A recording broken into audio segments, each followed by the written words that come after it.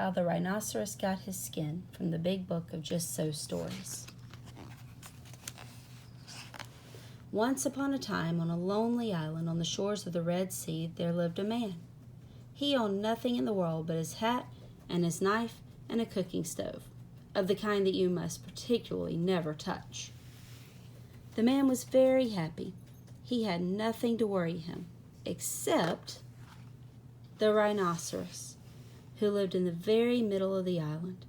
He had a horn on his nose and two piggy eyes. In those days, the rhinoceros skin fitted him quite tight. There were no wrinkles in it anywhere. He had no manners then, and he has no manners now, and he will never have any manners. One day, the man took flour and water and currants and plums and sugar and other delicious things and made himself one big cake. It was 2 feet across and 3 feet thick. He put it on the stove and he baked it till it was all beautifully brown. It smelled yummy. The rhinoceros smelled the delicious smell just as the man was going to eat his cake. Along it came. In 2 shakes of a tail, the man climbed to the top of a tall palm tree and hid.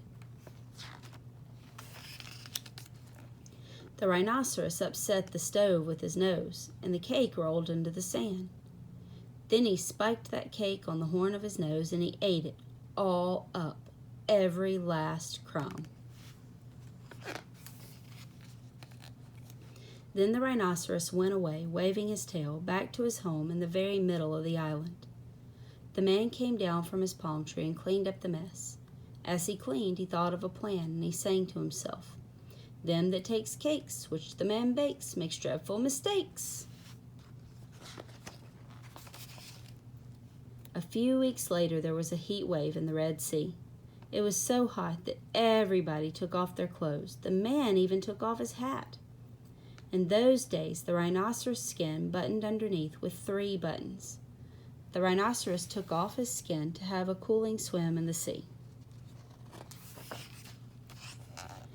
The rhinoceros did not say sorry to the man for eating his cake. He had no manners then, and he has no manners now, and he never will have any manners. He waddled straight into the water and blew bubbles through his nose, leaving his skin on the beach. But the man found the skin, and he smiled a big smile. Then he danced 3 times round the skin and rubbed his hands. The man filled his hat with crumbs. He had plenty, because he never ate anything but cake, and he never swept out his camp. Then he took that skin, and he shook that skin, and he scrubbed that skin, and he rubbed that skin. At last it was as full of dry, stale, tickly cake crumbs and some burned currants as it could possibly be. Then the man climbed to the top of his palm tree and waited. When the rhinoceros came in from his swim, he put on his skin and buttoned it up with the 3 buttons, and it tickled just like cake crumbs in bed. Then he wanted to scratch, but that made it worse. Then he lay down on the sands and rolled and rolled.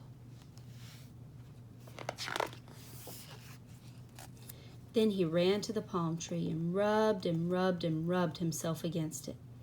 He rubbed a wrinkle over his shoulders, and another underneath, and more on his legs.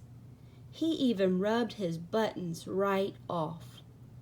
It spoiled his temper, but it didn't make any difference to the crumbs, so he went home very angry and horribly scratchy.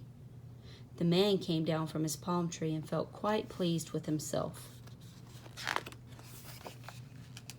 From that day to this, every rhinoceros has great folds in his skin and a very bad temper, all because of the cake crumbs inside.